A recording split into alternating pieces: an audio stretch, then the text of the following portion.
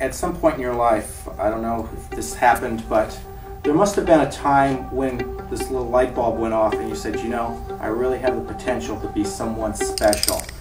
In '84, I left school after my junior season, played on the Olympic team, got the exposure on the Olympic team, stepped into the professional ranks and everything seemed to blossom.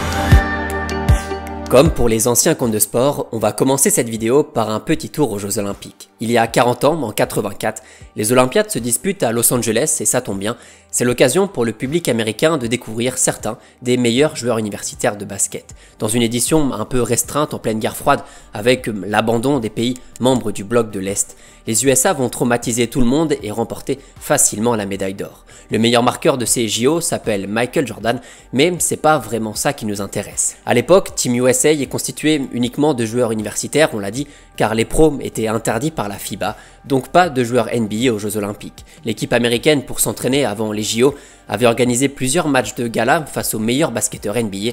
J'écris certains des noms ici qui, a priori, vont vous dire quelque chose. Face à ces légendes de la plus grande ligue de basket du monde, les jeunes gamins ne vont pas se laisser faire, au contraire, et un peu à la surprise générale, vont disputer 8 matchs contre cette super team et remporter les 8 matchs. In my opinion, Michael Jordan has the opportunity to become one of the all-time great basketball players in the history of the game. I'm talking about in the class of the Weston Robertson, a Hall of Fame type player. Au cours de l'un d'entre eux, certaines des stars NBA, notamment Magic Johnson et Larry Bird, se mettent à jouer un peu plus sérieusement, peut-être agacés de se faire marcher dessus par des jeunes adultes et prennent quelques longueurs d'avance. Le problème, c'est qu'en face d'eux, il y a un mec de 21 ans, affamé comme jamais, compétiteur comme personne, un arrière diabolique qui va ringardiser tout le monde et tuer le match presque tout seul. Il n'a encore jamais disputé un seul match NBA. Il s'appelle Michael Jordan. If I were going to pick the 3 or 4 best athletes I've ever seen play basketball, he'd be one of them. He's one of the best competitors, he's one of the most skilled players, and that to me makes him the best basketball player that I've ever seen play.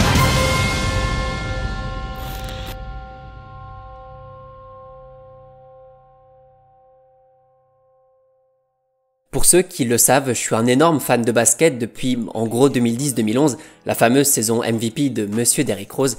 J'ai eu l'occasion de jouer sur un parquet NBA en 2019 et tout ça n'aurait sûrement pas été possible sans Michael Jordan. C'est peut-être un peu gros dit comme ça, mais on va le voir, le numéro 23 des Bulls a été l'un des acteurs principaux de l'essor mondial du basketball. Un exemple tout simple, en 84, Michael débarque en NBA et en 85, soit un an plus tard, la NBA débarque en France. Même si le basket américain a déjà quelques stars dans sa ligue, l'Oiseau à l'Est et Magic à l'Ouest, ce petit jeune de 21 ans tout droit venu de New York va mettre une claque à tout le monde dès ses premiers mois et faire du basket l'un des sports les plus médiatisés au monde. And he said, Larry and Magic, you had your run, but there's a new sheriff in town.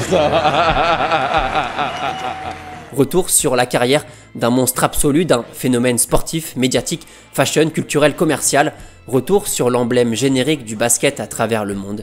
Michael Jordan dit MJ.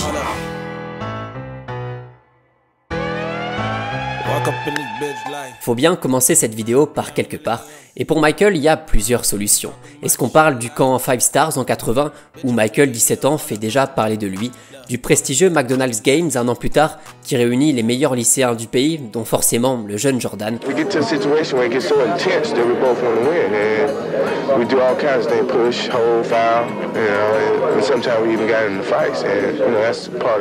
Ou plutôt directement de son arrivée à la fac. La Caroline du Nord, fief également de James Worthy, futur Laker, et plus tard d'un autre magicien des airs, accueille le jeune Michael Jordan en 1981 et lui offre une bourse pour concilier les études et forcément le basket. Bon, juste pour info, avant de rentrer vraiment dans le vif du sujet, avec notamment ceci. Michael est né à Brooklyn, il a failli se détruire le pied avec une hache quand il avait 5 ans, et son idole petit était David Thompson, finaliste du premier concours de dunk de l'histoire. Ceci explique peut-être cela. En tout cas, Michael se débrouille plutôt bien à Chapel Hill, il passe 3 ans là-bas, de ses 18 à ses 21 ans, le temps de montrer déjà ce jeu plein d'explosivité, de rage, de gros dunks en attaque, de bonnes grosses bâches en défense. Avec déjà le numéro 23 sur les épaules, Jordan rentre logiquement dans la discussion des meilleurs prospects à son âge, On évoque évidemment ses qualités athlétiques, son fighting spirit, c'est un joueur qui cherche constamment à filer vers le panier. En fait, sa qualité de shoot à mi-distance de fadeaway n'est pas encore celle qu'on va connaître un peu plus tard. Et pourtant, son passage en Caroline du Nord sera surtout marqué par ça. Les Tar Heels de Michael Jordan vont jusqu'en finale de la March Madness 82, en gros, la finale du championnat universitaire américain. Le match est marqué par l'affrontement entre Patrick Ewing d'un côté, Michael Jordan et James Worthy de l'autre. Le match est surtout ultra serré, ça fait 62-61 pour Georgetown, il reste quelques secondes à jouer. The tie, 18. Shot, Michael Jordan, 14 seconds. North Carolina has won the 1982 NCAA Championship. D'un shoot plein de sang-froid, plein de maîtrise, Michael Jordan donne l'avantage à son équipe et offre le premier titre universitaire de l'histoire de North Carolina. James Worthy a été encore plus brillant avec 28 points. I was better than Michael Jordan for about 3 weeks.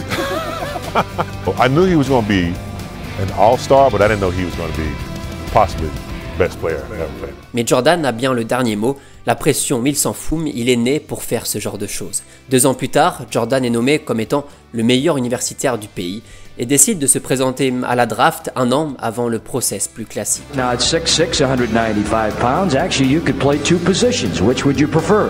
Well, it doesn't matter really.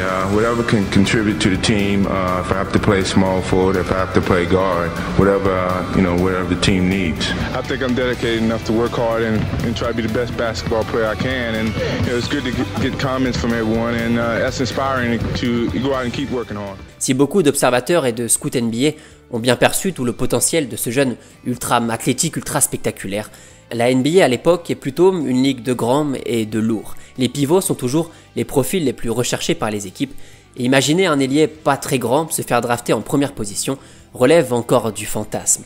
À quelques semaines des fameux JO de Los Angeles, où Michael va aussi faire parler de lui, il se présente donc à la draft NBA 84 comme l'un des joueurs les plus prometteurs du pays. Premier choix, Houston choisit Hakeem Olajuwon, un choix logique puisque la franchise cherchait un vrai pivot depuis quelques années, et Portland en deuxième position décide de choisir Sam Bowie, un autre pivot, une grande tige du Kentucky, plutôt que de choisir Michael Jordan. Le choix peut paraître bizarre avec le recul, mais Portland a déjà un arrière dans le même profil que Michael et avait vraiment besoin d'un big man dans la raquette. Du coup, les Bulls débarquent en troisième position avec du choix. Il y a encore Charles Barkley, John Stockton et Jordan de disponibles. La suite, vous la connaissez. Les Taureaux choisissent le prodige de North Carolina. The Chicago Bulls pick Michael Jordan of the University of North Carolina.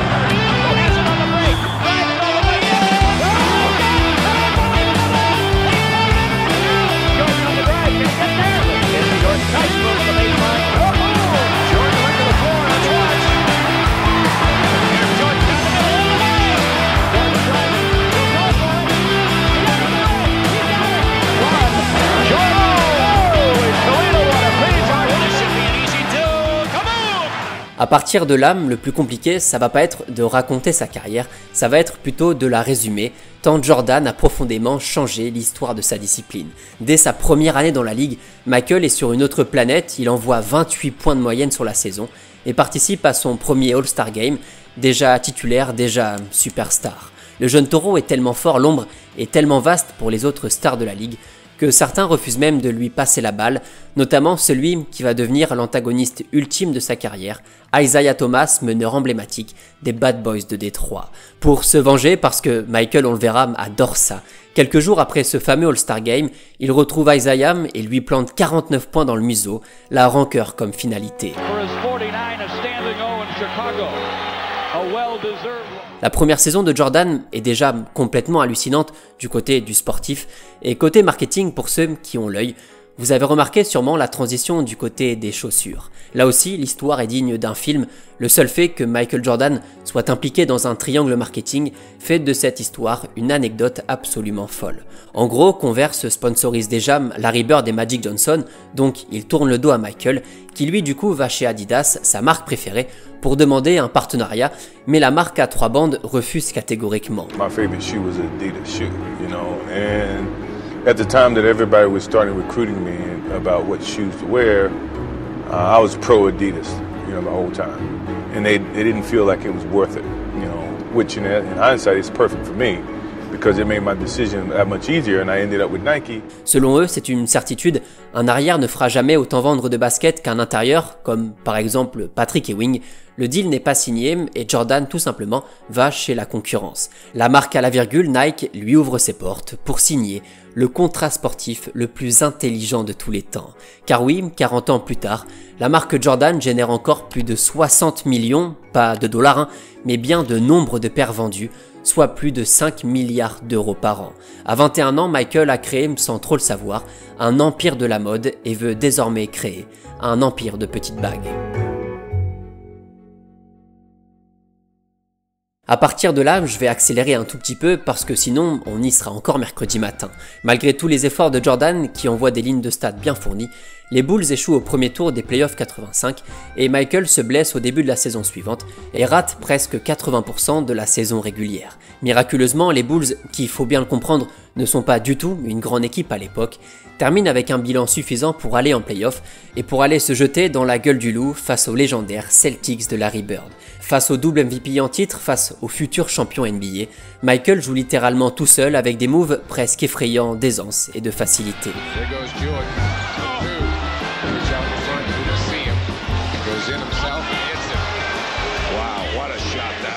Attachez-vous bien parce que les chiffres n'ont plus aucun sens. Game 1, Michael envoie 49 points, mais Chicago a perdu. Match 2, Michael envoie 63 points, record historique en playoff, qui n'a toujours pas été approché. Mais les Bulls finissent encore par être battus en prolongation.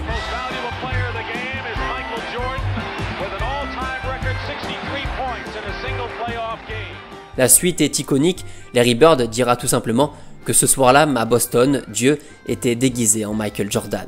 63 points à Boston en playoff à 23 ans, face à l'une des meilleures équipes de toute l'histoire. Le numéro 23 présente l'ébauche d'une domination sans pareil les années qui arrivent. En 87, 88, 89, 90, 91, 92 et 93, le meilleur marqueur de la NBA, le joueur le plus dominant de la ligue, le tueur ultime des systèmes adverses, s'appelle Michael Jordan.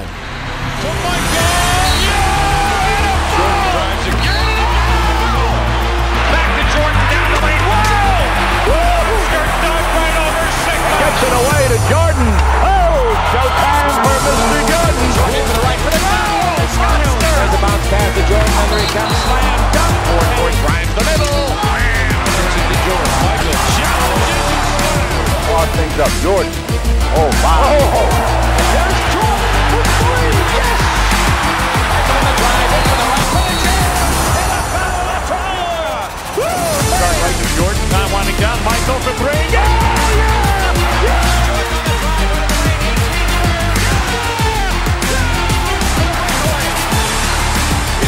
There, Jordan goes in for a dunk, and he jams it over J.B. Carroll, and that's what I'm talking about. Past Petrovic.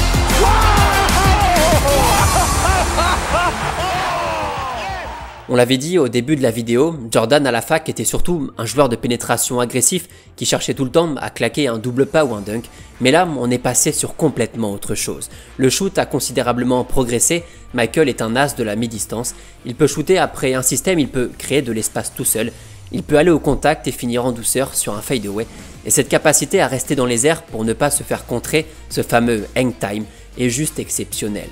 Jordan a fait de cette mi-distance un danger permanent, obligeant les défenseurs à bien le coller, ce qui par conséquent crée de l'espace pour aller au panier après une feinte. Le style de jeu de MJ était basé sur une connaissance totale de son corps, utilisant parfaitement tous ses muscles et sa longueur pour dominer offensivement. Parler simplement de toute sa panoplie offensive de Michael pourrait déjà durer une bonne demi-heure, avec des compilations interminables pour chacune de ces grandes saisons, mais c'est même pas fini.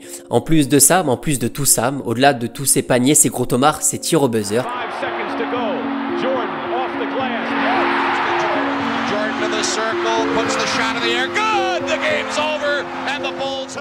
ces shoots acrobatiques, ces finitions en l'air, Jordan dominait physiquement mais aussi et surtout mentalement. On parle bien ici de ce qui est sûrement le mec le plus compétiteur de l'histoire, l'un des plus tueurs mentalement qui te fait comprendre qu'il va te monter dessus et t'écrabouiller sur un dunk. Un regard mal placé, une parole déplacée et c'est déjà la fin. Quand Michael décide de martyriser, de passer l'épaule et de vraiment se la donner, personne ne peut se mettre entre lui et le panier. You can't get any better as a player offensively, can you? I hope not. I think that my offensive game has reached its peak right now in the way that I'm playing and the confidence that I have in my offensive game. But I think, like I said, it can easily stereotype you as an offensive player by scoring so many points. Sauf que le plus fou dans toute cette histoire, c'est que Michael était bien sûr terrifiant avec le ballon dans les mains, mais il était autant quand c'était l'adversaire qui tentait quelque chose. Je vais pas m'épiloguer là-dessus, pour ceux qui le souhaitent, il y a plein de compilations défensives de Jordan, mais quand t'es aussi effrayant d'un côté et aussi redoutable, féroce, collant, menaçant et cauchemardesque de l'autre, qu'est-ce que tu veux faire? Cette version de Jordan 87-93 est peut-être la version ultime du two-way player, défenseur d'élite attaquant épouvantable, la version finale du basketteur parfait. Bon, le seul problème, c'est que la bande de Michael tombe 3 ans d'affilée contre les fameux Bad Boys de Détroit en playoff, et à chaque fois, le scénario est plus ou moins le même. Jordan avait déjà planté plusieurs fois des gros cartons sur leurs voisins géographiques, on parle ici de 49, 59, 61 points, des chiffres qui ne plaisent pas trop à des Pistons, réputés pour leur rigueur défensive et pour autre chose. We may lose the game, but we ain't gonna lose the fight. I like to have a mental edge with their best player. That was Bird. And if you could break him, you could break their whole unit. Du coup, pendant 3 ans, en playoff, face à l'arme offensive ultime, les Pistons utilisent ce qui sera appelé la Jordan Rule, autrement dit tout faire pour limiter Michael Jordan, toujours à la limite de l'antisportif.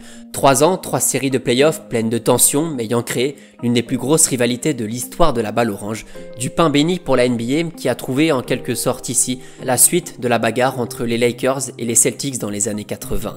Chicago-Détroit, 88, défaite 4-1, 89, défaite 4-2, 90, défaite 4-3. De plus en plus proche, de mieux en mieux entouré, Michael s'arrache pour aller chercher cette première bague qui pour l'instant lui échappe. Et quand je dis s'arrache, c'est que Jordan tourne quasiment à 36 points de moyenne en playoff contre des franchises qui n'ont qu'une seule envie, le détruire, l'empêcher, le limiter, bien souvent en vain.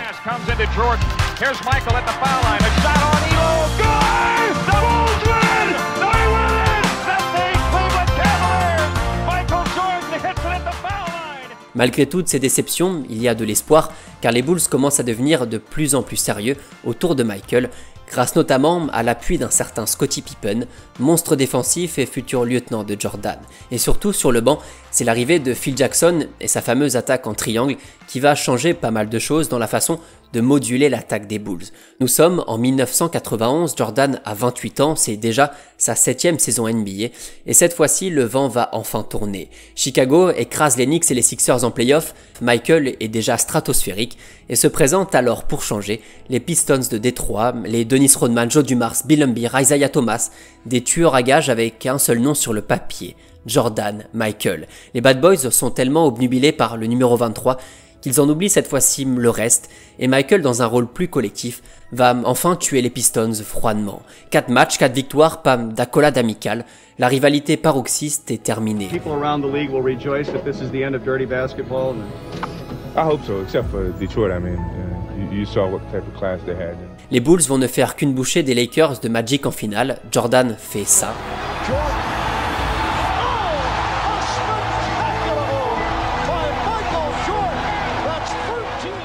Il est élu MVP des finales et peut enfin profiter de cette première bague.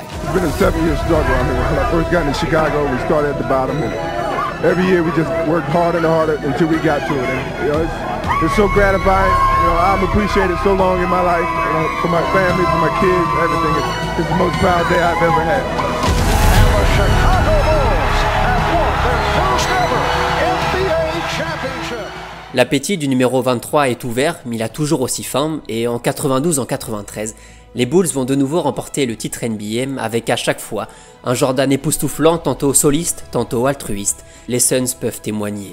Lors des finales de 93, Jordan retrouve Charles Barkley, drafté lui aussi en 84 et surtout MVP de la saison régulière, chose que Michael n'a pas trop appréciée.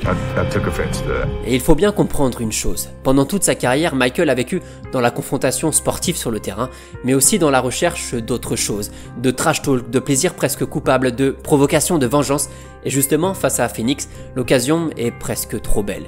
Barkley réalise de belles finales avec 27 points et 13 rebonds de moyenne, mais ce n'est rien comparé aux 41,8 rebonds et 6 passes D de Jordan, une feuille de stats complètement lunaire pour des finales.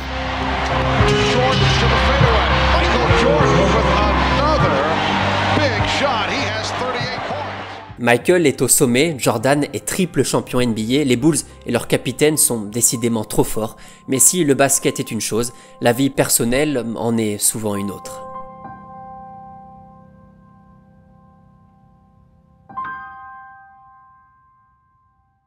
À l'aube de la saison 94, Michael Jordan annonce à la surprise générale qu'il arrête sa carrière. Il dit avoir perdu la motivation et surtout, le décès de son père, assassiné quelques semaines plus tôt, l'a très fortement impacté émotionnellement. Le moral n'est plus là, trop de basket, trop de médias, trop de matchs. Depuis les fameux JO en 92, Michael sent que quelque chose a changé. L'amour profond de la balle orange qu'il ressent n'est plus aussi fort. Sa retraite est une onde de choc mondial. C'est inexplicable. Et il faut tout simplement dire que c'était le meilleur joueur de tous les temps. Son père, fan de baseball comme lui, rêvait d'une grande carrière pour le gamin qu'était Michael, et l'ancienne terreur des parquets se met alors à jouer au baseball. En ligue mineure, à Chicago, en Alabama, en Arizona, Jordan fait ce qu'il peut pour rendre hommage à son père, son meilleur ami, mais sans trop de succès. He felt that I could play baseball and do it with the same conviction and attitude that I played basketball. Lucide par rapport à son niveau, Michael met un terme à sa carrière après un an à essayer de percer jusqu'en Ligue majeure et surtout, il annonce en mars 1995 qu'il revient en NBA, le roi est de retour.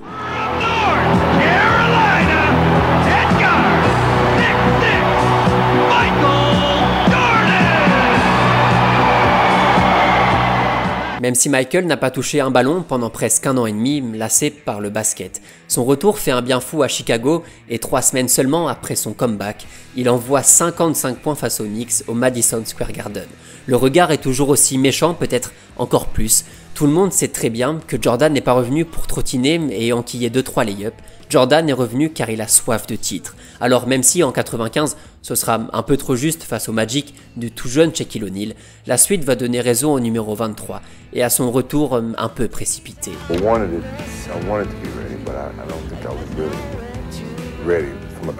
Les 3 bacs d'affilée, le fameux sweep-it entre 90 et 93, était déjà un exploit monumental pour les Bulls, étant donné la concurrence NBA à l'époque. Et imaginer ces mêmes taureaux refaire ce triplé paraît presque impossible. Depuis les Celtics de Bill Russell dans les années 60, aucune franchise n'avait gagné le titre NBA 3 fois consécutivement. Du coup, même si Jordan est un compétiteur extraordinaire, pas grand monde croit en Chicago à l'époque. Sous les ordres toujours de l'immense Phil Jackson, les Bulls se renforcent avec l'arrivée de Dennis Rodman, ancienne star de Détroit, un energizer absolu, le maître ultime de l'art du rebond. I could say years ago I didn't hate them, I despised them because of the rivalry we had. You know, if Mike came to the lane, somebody's got to knock his ass down. I did.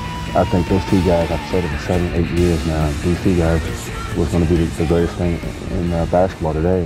Jordan le sait, cette arrivée va faire beaucoup de bien à Chicago et les Bulls se tuent à l'entraînement en pré-saison pour espérer redevenir ultra compétitifs. Ça aussi, ça fait partie du personnage de Jordan. C'était un bourreau de travail qui poussait les autres à devenir plus forts, qui s'arrachait à l'entraînement comme en plein match, qui allait chercher le meilleur de chacun de ses coéquipiers. Comme Kobe, c'était parfois à la limite de l'harcèlement, mais en tout cas, ça va marcher. En 96, en 97 et en 98, les Bulls sont de nouveau champions NBA.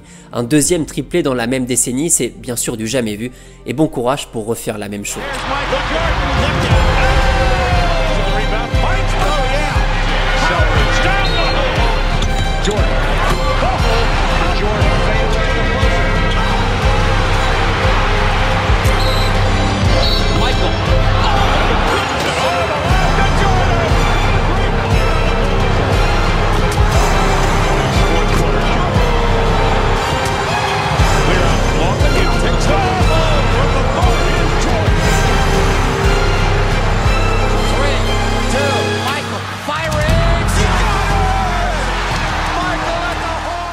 Là encore, pour les amoureux de basket, c'est compliqué de passer aussi vite sur autant d'événements, mais je dois le répéter, il y a tellement de choses à dire, je peux pas tout raconter à chaque fois.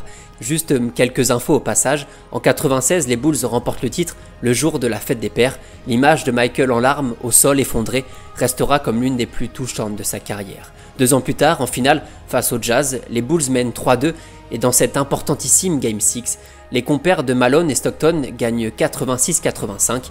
Il reste à peine 10 secondes à jouer.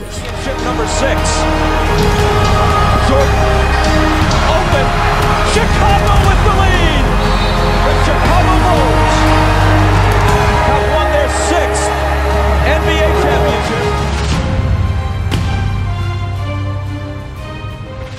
Dans ce qui reste comme la plus grosse audience NBA de toute l'histoire, Jordan inscrit The Shot, l'enchaînement cross, poussette, tir, peut-être le panier le plus clutch de sa carrière. 6e bague NBA, 6 fois MVP des finales, un carnage complet dans les années 90, même avec cette petite pause de plusieurs mois. Pensez à ce qu'aurait été son palmarès sans ce petit break fait froid dans le dos. 6 championships, 6 MVPs, Michael Jordan, get over here. You grace us with your presence. You've contributed mightily to our league, and tonight you gave one of the singular performances in the history of the NBA Finals. Ce titre sera son dernier. Jordan décide en 99 d'arrêter une deuxième fois sa carrière avant de revenir encore en 2001 pour 2 saisons presque anodines. Même si Michael est encore parfois un magicien, les 51 points sur les Hornets comme témoignage. La fin est proche et en 2003, contre les Sixers, il quitte cette fois-ci pour de bon les parquets NBA après plus de 1070 matchs en carrière. Michael, it's been an honor to call your games and a privilege to watch you play. Thank you. Le plus dur, je vous l'avais dit, c'est d'essayer de résumer tout ça. C'est de rester concis et de concilier chaque partie d'une carrière absolument extraordinaire, celle du plus grand basketteur de tous les temps. MJ a placé la barre de ses records à des niveaux dantesques en termes de points, de trophées, de moyenne, qui plus est à une époque où la NBA était encore un sport de contact et de coups bas. Essayer de comprendre le parcours de Jordan, c'est aussi vivre à travers les dizaines d'anecdotes qu'il a laissées derrière lui, les citations d'adversaires de coach de ses proches qui racontent l'envers du décor, le petit cigare avant les matchs, les mots glissés à l'oreille du défenseur, les jeux d'argent, les paris. Do you have a gambling problem? No, I enjoy it. It's a hobby. Ce besoin presque vital de gagner, de battre, de fédérer à sa manière, parfois décrié. Et cet aspect un peu égoïste d'ailleurs, compétiteur affamé, me ferait presque oublier parfois le joueur altruiste et l'excellent distributeur qu'il pouvait être. La saison 89 par exemple, où il termine avec une quinzaine de triple-doubles avec 8 passes de moyenne en plus de ses 8 rebonds et ses 33 points. Ça paraît tellement irréel vu la moyenne de points dans un match à l'époque. Jordan a terminé 31 matchs avec plus de 50 points marqués. Certains sont légendaires et ont d'ailleurs leur propre nom. Donc autant vous dire que c'est impossible de s'arrêter sur chacun d'entre eux. L'influence de Jordan est tellement gigantesque dans le monde. L'apparition de la NBA en Europe est en partie due à son explosion et sa popularité monstre s'est parfaitement mesurée lors des fameux JO en 92. La Dream Team écrase tous les autres pays, les stars sont partout, mais le monde n'a Dieu que pour le numéro 9. A 6'6" guard, Michael Jordan. Les fans de basket se multiplient à travers le monde, ce sport purement américain devient petit à petit un phénomène mondial, et le fait de savoir qu'aujourd'hui la NBA est en partie dominée par les Européens est dû, en grande partie, à l'aura qu'avait MJ dans les années 80-90. L'héritage culturel aussi de Jordan est complètement dingue. Les shorts un peu plus longs c'est lui, la mode des Jordan et son logo évidemment c'est lui, le clip avec Michael Jackson, son acting dans Space Jam, sa relation privilégiée avec Barack Obama, l'excitation du concours de dunk, tout ça, c'est un peu, beaucoup grâce à Michael. You can fly, can't you?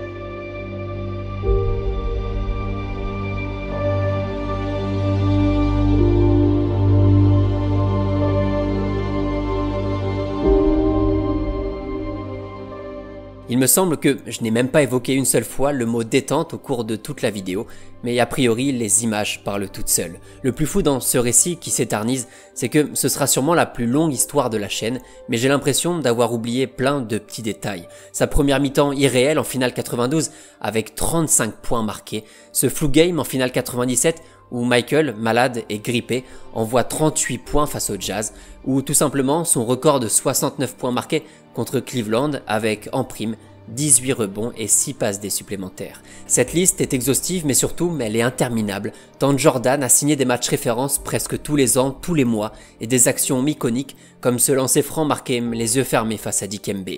Jordan a fait tellement de choses, chaque petit détail de sa carrière mériterait une vidéo à part entière. Sa relation avec Scottie Pippen, ses liens tactiques avec Phil Jackson, il y a de l'intérêt partout. Voilà en partie pourquoi Michael figure évidemment parmi les plus grands sportifs de l'histoire.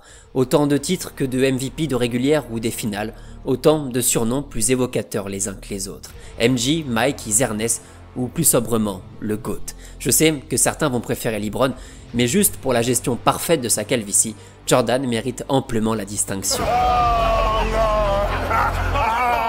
Il était le 9, le 12, le 45 et surtout le 23. 2 fois 3 titres, merci Michael d'avoir simplifié les calculs. Si les chiffres parlent bien sûr pour lui des deux côtés du terrain, puisque Jordan par exemple est aussi le 3e meilleur intercepteur de l'histoire. C'est tout ce qu'il y a autour, tout ce qu'il a fait pour le basket qui le démarque vraiment des autres. Jordan a changé la NBA, le basket, la façon de consommer le sport et de l'exporter à l'international. Pour ceux qui ne le connaissaient pas, voici son histoire.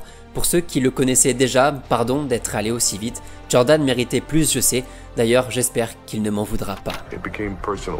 Allez, sur ce, je vais vous laisser, mais je vais tenter de claquer 2-3 dunks au terrain d'à côté, en espérant peut-être, comme Michael, finir par m'envoler. You do know that MJ was undefeated in all 6 NBA Finals appearances. Do you know that? Did you know he's a 10-time champion? Did you know he's a 9-time first-team all-defensive player? Do you know that when Michael Jordan was playing, there was never a debate ever as to who was the best in the world? Did you know that? There was never a debate. Even before Michael Jordan won the title in 91, from 88 on, it was clear that Michael Jordan, even with Larry Bird or Magic Johnson winning championships, it was clear that Michael Jordan was the best player in the world. They didn't give him the mantle, he took it. Michael is the greatest player ever.